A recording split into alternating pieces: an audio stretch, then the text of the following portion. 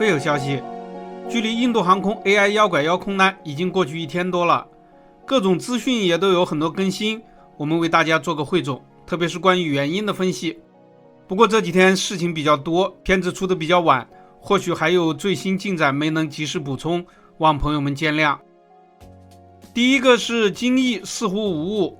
根据网络流传的视频截图，能够确认前缘凤翼已经伸出，也就是说未放金翼或者是误收金翼的可能性很小。波音787起落架和金翼的收放杆距离较远，手感完全不同，出错几率较低。另外有专家说，波音787-8起飞时一般是金翼5度，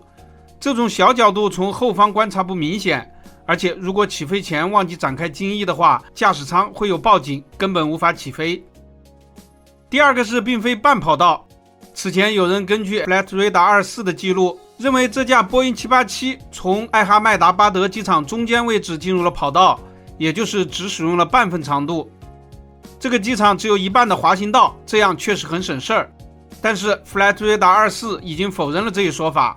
称飞机使用了全跑道起飞，飞机这么重，天气这么热，波音787-8只使用1750米，根本无法起飞，应该不会有飞行员会这么干的。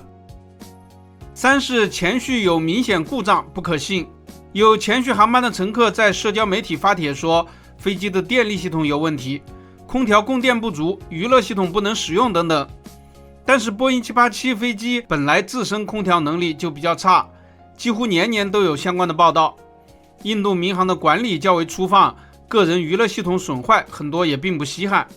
经常飞起来之后重启就好了。因此即使飞机有潜在的故障，以上的说法也无力支持供电系统已经损坏的结论。如果飞机已经有明显的超出最低放飞清单的故障，飞行员不会起飞的。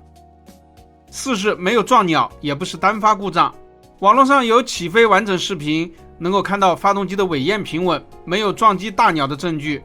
而且尾舵没有明显的偏置，基本上可以排除单发故障。当然双发故障是有可能的。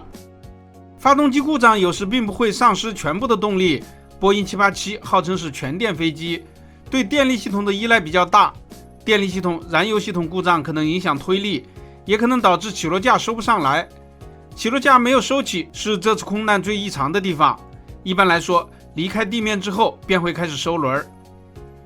飞友们认为有一个证据可能代表 AI 妖拐妖起飞时推力不足，那就是在离开跑道头的时候，飞机吹起了大量的黄土。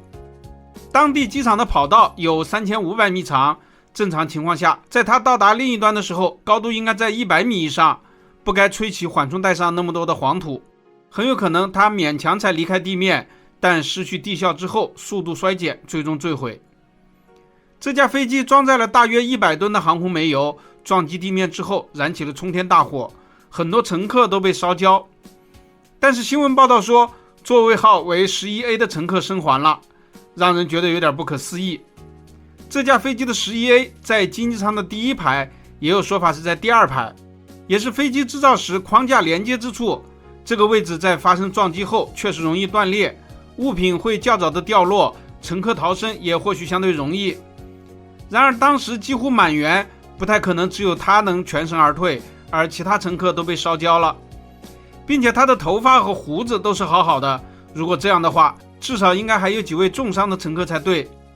还有人说是警察找到他，然而还有人说是他自行前往了医院，